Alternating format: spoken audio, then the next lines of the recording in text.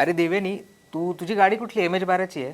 हो, MH12. पण आता नवीन गाडी घ्यायचा काय विचार आहे तुझा? माहित नाही, घेतली तर इलेक्ट्रिक घ्यायचा विचार करतेय, पण अजून ठरलं नाहीये. का रे? माहिती का तुला, आता तुझा MH12 नंबर काही मिळणार नाहीये आणि तुझी पुण्याची आयडेंटिटी सुद्धा तुला विसरावी लागणार आहे. आयडेंटिटी विसरावी लागणार आहे म्हणजे? हो, कारण MH12 जे पुणेकर त्यांना तो अभिमान असतो, तो अभिमान आता संपणार आहे. त्याचं कारण असं आहे की ती सिरीजच संपलेली आहे. म्हणजे पुण्यात एवढ्या गाड्या झाल्यात, एवढी लोक झाली आहेत की आता जी MH12 AZ वगैरे जी सिरीज होती ती आता ZZ पर्यंत आलेली आहे. त्याच्यामुळे आता ZZच्या पुढे सिरीजच नाहीये. त्यामुळे आता पुणेकरांना आणि RTOला प्रश्न पडलाय की आता पुढची सिरीज कुठली द्यायची, आणि पुढच्या 10 ते 15 दिवसांमध्ये ही सगळी सिरीजच संपून जाणार आहे. एक मिनिट, पण जर MH12 हे काढून टाकलं तर मग ते तिथे काय नंबर देणार आहेत?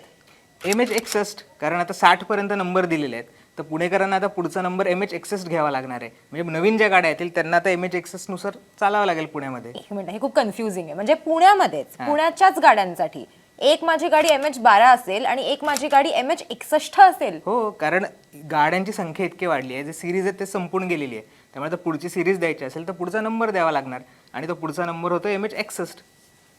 पण ते असं का नाही करू शकत की MH12 म्हणजे आता हे मधले लेटर्स वाले सिरीज संपली आहे ना, मग ते असं का नाही करू शकत की MH12 AAA किंवा MH12 ADC वगैरे असं तीन लेटर्स का नाही देऊ शकत? मला वाटलंच तुला हे सगळं प्रश्न येईल, कारण तू MH12 काय सोडणार नाही. MH12 कसं सोडू? तुम्हाला पण हा प्रश्न पडला असेल आणि जे कोणी पुणेकर असतील त्यांना सुद्धा प्रश्न पडला असेल की आता काय होणार आहे पुढे. कारण तुम्हाला सांगणं महत्त्वाचं आहे की MH12 जो पुण्याचा नंबर आहे तो आता संपणार आहे, कारण जी सिरीज आहे ती आता MH12 ZZ पर्यंत आलेली आहे. आणि त्यानंतर RTOला आता प्रश्न पडलाय की पुढचे क्रमांक काय द्यायचे, कारण पुढच्या 10 ते 15 दिवसांमध्ये ही सिरीज सुद्धा संपून जाईल. त्यामुळे हा एक मोठा प्रश्न झाला की आता पुढे काय करायचं आणि त्याच्यावर उपाय काय असणार आहेत ते सुरू झालेत. कारण हिने जो शंका उपस्थित केली की मग MH12 आणि पुढे 3 लेटर देऊ शकतो का, किंवा त्याच्यामध्ये काही वेगळं करू शकतो का, तर तसं सुद्धा करता येणार नाहीये. कारण RTO मध्ये अशी कुठलीही तरतूद नाहीये ज्याच्यामध्ये MH12 आणि 3 लेटर्स देता येऊ शकतील. म्हणजे 3 लेटर्स आणि पुढे नंबर देता येत नाही, कारण RTOच्या नियमाप्रमाणे 10च जे सगळे अल्फाबेट्स आहेत ते असले पाहिजे. 10च्या पुढे जाता येत नाही, त्यामुळे तुझं AAA ते काही होऊ शकणार नाहीये. पण मग पर्याय काय आहे, हा पण सोल्युशन पण आहे. पण सोल्युशन सुद्धा शोधायला सुरुवात केलेली आहे. तुम्ही जर बघितलं तर जसं हिने म्हटलं की MH12च्या पुढे AA देऊन काही नंबर देता येईल का, तसा विचार केला तर जो नियम आहे त्याच्यामध्ये असं आहे की जे शहरामध्ये लावलेले CCTVs आहेत किंवा इतर जे कॅमेरे आहेत त्याच्यामध्ये केवळ 10च जे न्यूमरिकल्स आहेत ते रजिस्टर केले जातात. म्हणजे जर 11 अल्फाबेट्स तुमच्या नंबर प्लेटमध्ये असतील तर ते काही रजिस्टर्ड होत नाहीत. आणि त्यामुळे मग कुणी नियम मोडला किंवा इतर कारणासाठी जर एखादी गाडी शोधायची असेल तर ती RTOच्या सिस्टीममध्ये शोधता येत नाही, कारण RTO मध्ये केवळ 10च जे अल्फाबेट्स आहेत ते पंच करता येतात, 11व्या याची सोय नाहीये.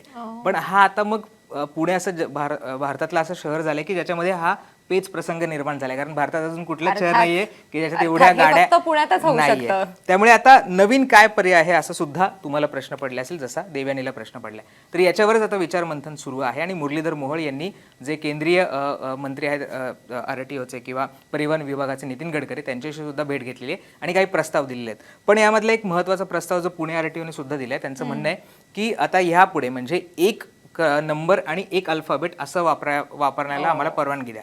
म्हणजे काय, तर MH12 1A किंवा 2B 2C वॉट एव्हर जे काही त्याचं कॉम्बिनेशन होईल ते करा. म्हणजे एक MH12 तर तुमचा राहील कॉन्स्टंट, जे तुला भीती आहे ती कॉन्स्टंट ती तर ते कायम ठेवतील MH12. पण पुढे जे आता AB किंवा CD जे काही असतात त्याच्याऐवजी 1A किंवा 2B 2A असं नंबर, एक नंबर आणि एक अल्फाबेट असं देऊ शकतील. आणि मग पुढच्या नंबरमध्ये जे काही शक्यता असतात त्या पडताळून बघू शकतील. म्हणजे पुढच्या काही वर्षांचा तरी पुणेकरांचा प्रश्न सॉल्व्ह होऊ शकतो. त्यामुळे याच्यावर आता चर्चा सुरू आहे आणि अशा पद्धतीचा प्रस्ताव सुद्धा पुणे RTOने आता जे केंद्रीय RTO आहे किंवा जे केंद्रीय परिवहन विभाग आहे त्याला पाठवलेलं आहे. या सगळ्यामध्ये हे सोल्युशन चांगलं आहे, कारण याच्यामध्ये एकतर ते 10 मध्ये पण राहत आहे आणि MH12 MH12 हे कुठेही जात नाहीये. कारण MH12 I think it's not just की तो एक आकडा नाहीये, ती पुण्याची ओळख आहे की MH12 म्हणजे हे पुण्याचे, हे लगेच कळतं. म्हणजे महाराष्ट्रात कुठेही गाडी गेली MH12 ची, भारतात लोक म्हणतात की अरे हे पुण्याचे लोक आहे, त्यांच्यापासून जरा जपून राहायला पाहिजे, सावध राहा. तर पुण्याचे खासदार मुरलीधर मोहोळ यांना सुद्धा हा प्रश्न पडला, जसा देवयानीला पडला की आमचं MH12 गेलं तर काय करायचं. म्हणून त्यांनी थेट जे केंद्रीय मंत्री आहेत नितीन गडकरी त्यांच्याकडे धाव घेतली आणि त्यांनी असं म्हटलं की आम्हाला ही ओळख ठेवा बाबा, आमचा नंबर काही काढू नका. काय म्हटलेले त्यांनी भेट घेतल्यावर एक पोस्ट पण लिहिली, त्याच्यामध्ये ते काय म्हटले, होय MH12च पुण्याची ओळख कायम. थेट खासदारांनी आता सांगून टाकलेलं आहे. पुढे ते म्हणतायत की पुणे RTO मध्ये नवीन वाहन नोंदणीसाठी सध्या MH12 ZZ ही शेवटची मालिका सुरू असून विद्यमान नोंदणी मालिका संपत आल्याने पुढील पर्याय मालिकांबाबत प्रक्रिया सुरू आहे.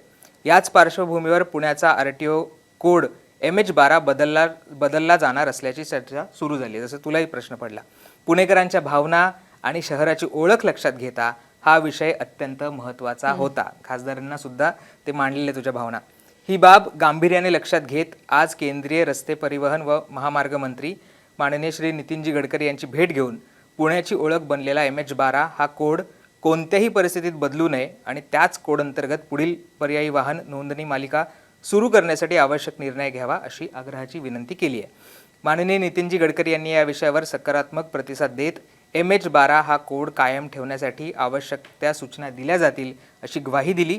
त्यामुळे पुण्याची ओळख जपणारा MH12 हा कोड कायम राहण्याचा मार्ग सुकर झालाय असं मुरलीधर मोहोळ यांनी म्हटलेलं आहे. त्यांनी गडकरींची भेट घेऊन हा प्रस्ताव सुद्धा दिला आणि अर्थात गडकरींनी सुद्धा त्यांना आश्वासन दिले की ते बदलणार नाही. त्यामुळे तुझी जी काळजी होती ती तर आता मिटलेली आहे.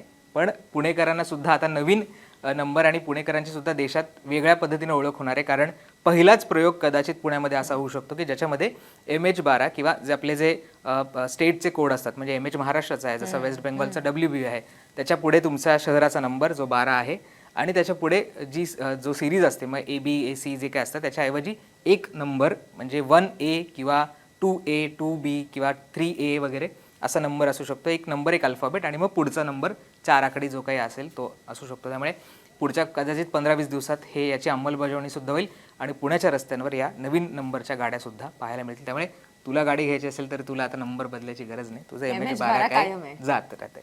तुम्हाला सुद्धा याच्याबद्दल काही शंका असेल, प्रश्न असेल ते आम्हाला कमेंटमध्ये सांगायला विसरू नका आणि मुंबई द क्लास सबस्क्राईब केलं नसेल ते सुद्धा करा. धन्यवाद.